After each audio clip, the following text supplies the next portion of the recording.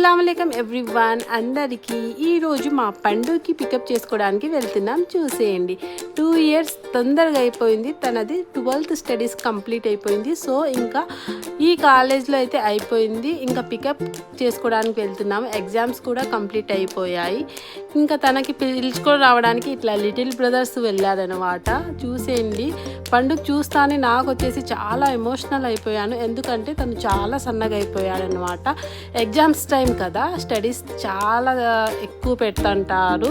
So దానికోసం అనుకుంటాను చాలా సన్నగా పడిపోయాడనమాట.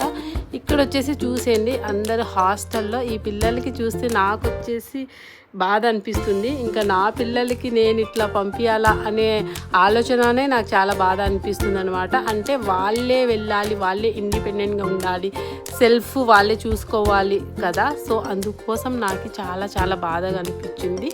ఇక్కడ వచ్చేసిన పిల్లలది అందరిది అయిపోయింది 12th. ఇంకా ఇన్షాల్లా ఎంసెట్ రాసేసి ఇంకా ర్యాంక్ తెచ్చుకోవాలి. ఇంకా తనకి చూసేయండి ఇష్టమని మా తమ్ముడు వచ్చేసి ప్రాన్స్ పంపించాడు. నేను వచ్చేసి దాంతో ఫ్రై చేసేసాను. ఎక్కువ కూడా తినలేదు వాడు. పండు అయితే అలా లైట్గానే తిన్నాడు. ఎందుకంటే ఇప్పుడు అయితే తినలేరు కదా పిల్లలు. ఇంటికి వచ్చినాక కొద్ది రోజులు అయితేనే అక్కడ ఫుడ్ అలవాటు అయిపోయింది.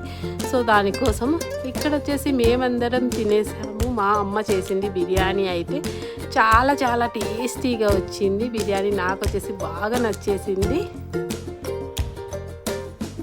ఇంత లాంగ్ వచ్చి పిల్లలు చదివి మంచి ఫ్యూచర్ ఉండాలి పిల్లలకి. ఎందుకంటే చాలా కష్టపడతారు కదా పేరెంట్స్కి వదిలి ఇట్లా వచ్చి చదువుకోవాలంటే చాలా చాలా. ఈ వీడియో మీకు నచ్చినట్లయితే